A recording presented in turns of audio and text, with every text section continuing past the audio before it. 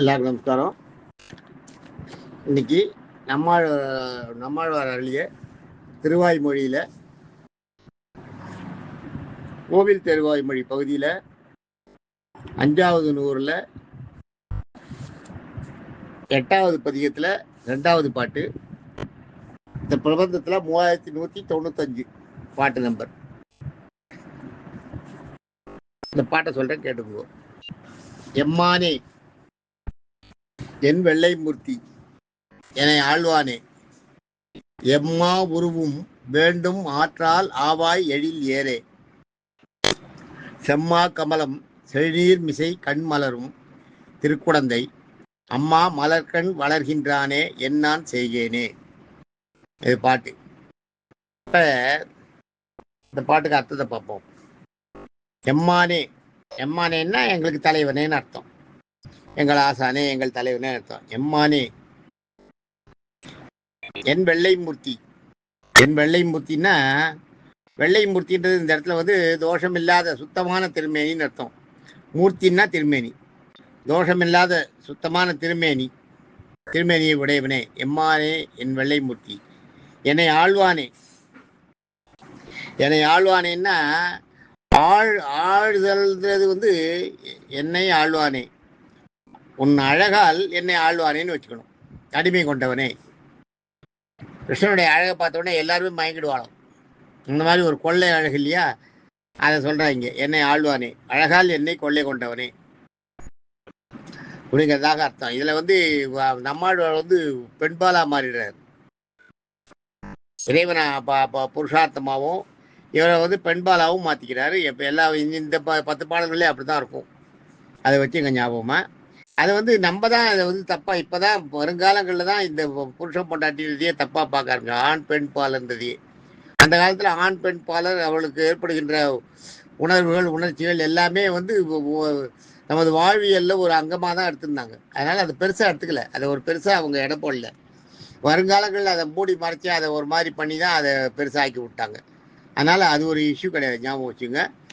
பாடல்களில் வர இடத்துல பார்த்து என்ன இப்படி சொல்றாரேன்னு நினைக்காதீங்க. அது வந்து அந்த காலத்துல சாதாரண விஷயம்.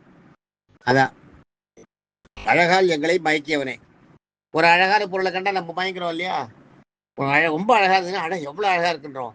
அதே மாதிரிதான் பெண்களும். பெண்கள் ரொம்ப அழகா இருந்தா நம்ம ஆட எவ்வளவு அழகா இருக்காங்க அப்படின்னு நினைக்கிறோம் இல்லையா. அது ஒரு தப்பு இல்லை, அதை சாதாரணமா நினைச்சிருந்துருக்காங்க அந்த காலத்துல.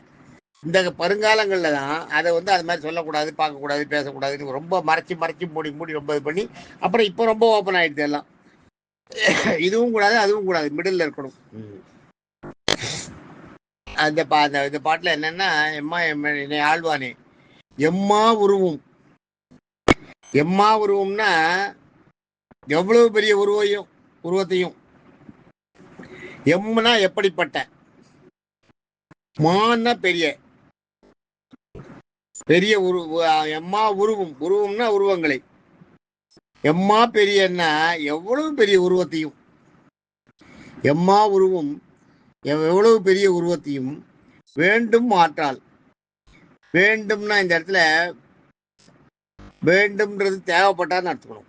தேவைப்பட்டான்னு அர்த்தம். வேண்டும் ஆற்றால், வேண்டும் தேவை என்றால், ஆற்றால்னா தன்னுடைய ஆற்றலால், உடனே நினைத்த மாத்திரத்திலே அப்படின்னு எடுத்துக்கணும். அதான் தன்னுடைய ஆற்றலால்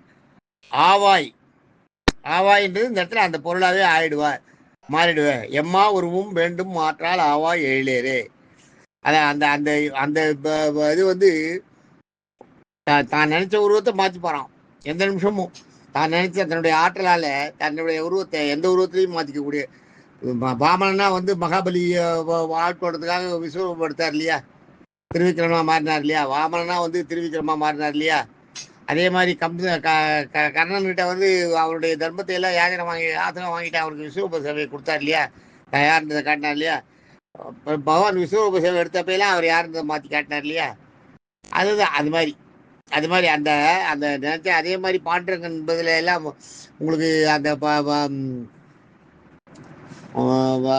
பாண்டரங்கனோட கதைகள்ல பார்த்தீங்கன்னா, நார்த் இந்தியன் பாகவத கதைகள்லாம் பார்த்தீங்கன்னா அதுல வந்து நிறைய சின்ன சின்ன கதைகளை பார்த்தீங்கன்னா பெருமாள் வந்து வேஷம் போட்டு வருவார். அந்த வேஷமா வருவார். ஒரு செக்கிலியா வேஷமா வந்து ஒருத்தருக்கு 1000 செருப்பு தைச்சு கொடுத்தது ஒரு செக்கிலிக்கு. அவன் ராஜா வந்து திடீர்னு 1000 செருப்பு தைச்சு கொடுக்க சொல்லிடுறாரு. இவன் 1000 செருப்பு தைச்சு கொடுக்க முடியாது. அவர் பாண்டரங்கனை பஜனை பாட்டு உட்காந்துருக்காரு. என்னால் ஒன்றும் பண்ண முடியலையே, நான் என்ன பண்ண முடியும், நான் ஒரு ஆள் எப்படி 1000 செருப்பு தைக்க முடியும். அன்னைக்கு பெருமாளே வந்து பாண்டரங்கனே வந்து ஒரு செருப்பு தைக்கிறோட மாதிரி வந்து நீ பாட்டு பாடிட்டு நான் தைக்கிறேன்னு தைச்சு 1000 செருப்பு தைச்சு கொடுத்துட்டு போயிட்டாரே. அது மாதிரி எம்மா உருவும் வேண்டும் மாற்றால் ஆவாய் எழிலேறு. எந்த உருவத்தையும் நினைச்ச மாதிரி மாத்திக்கிறதுக்கு அந்த சக்தி இருக்கிற பெருமாளே. அது அது ஆவாய் எழில் ஏறு. எழில் ஏறு, எழில் ஏறுன்றத பாருங்க. ஏறு எழில்னு வச்சுக்கோங்க.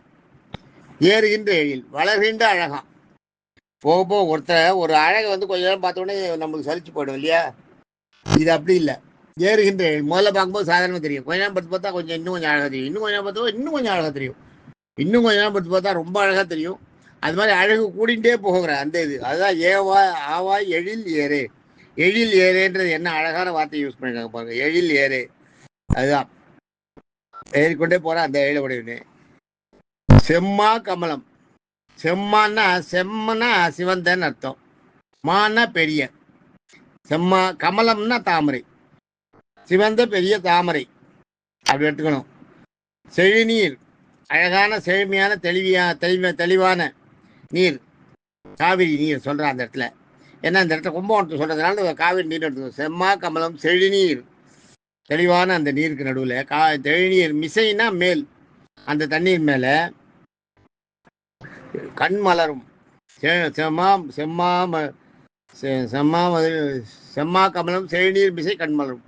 செம்மா கமலம் செம்மையான அழகான சிவப்பான தாமரை மலர் மேல, பெரிய தாமரை மலர் மேல செழிநீர், செம்மா கமலம் அழகான செழுமையான தெளிவான காவிரி நீர், செழிநீர் மிசை. அந்த அந்த நீரில் மறக்க அந்த தாமரையில் கண்மலரும்.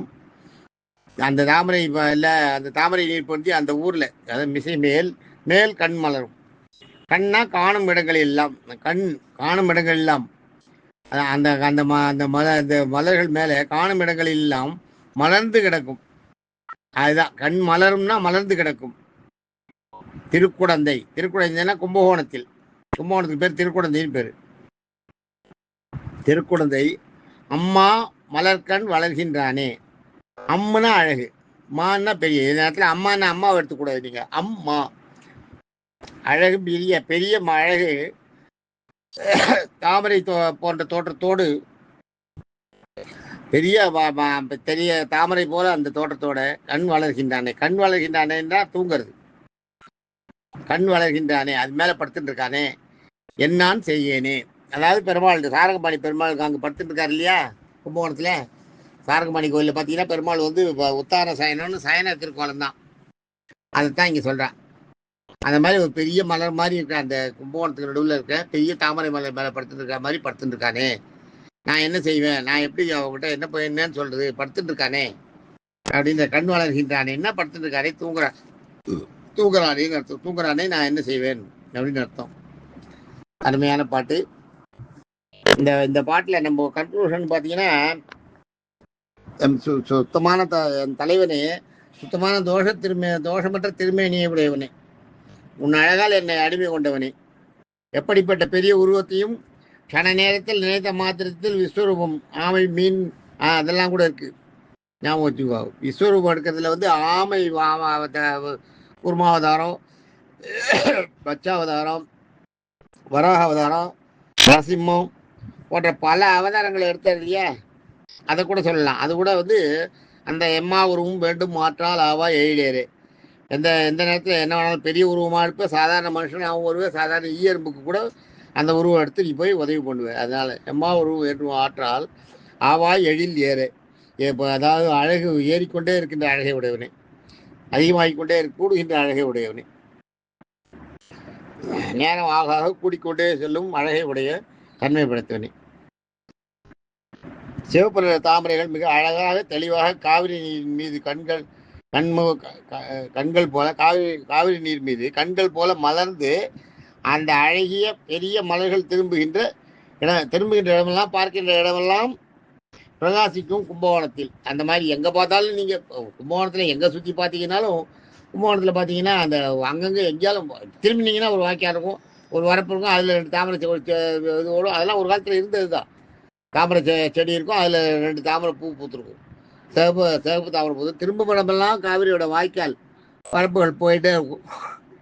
காவிரி முகூரில் பாய்ச்சாலும் ஊருக்குள்ளேருந்து தண்ணியை உள்ளே கொண்டு வரதுக்காக வரைப்புகள் வாய்க்கால் நிறைய இருக்கும் கும்பகோணத்தில். அதான் இந்த மாதிரி இருக்க கும்பகோணத்தில் பள்ளி கொண்டு இருக்க பெருமாளே, நீ தூங்குறியே, நான் எப்படி உங்ககிட்ட முறையிடுவேன், என்னுடைய குறைகளை நான் எப்படி உங்கள்கிட்ட சொல்லுவேன்னு நம்மாழ்வார் வந்து சொல்கிறார்.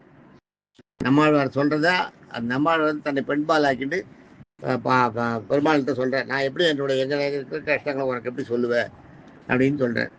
அதுதான் இந்த பாட்டு. நான் வந்து உங்கள்கிட்ட முறையிடணும் அப்படின்னு கேட்குறேன். அடுத்த பாட்டில் நாளைக்கு பார்ப்போம். தேங்க்யூ.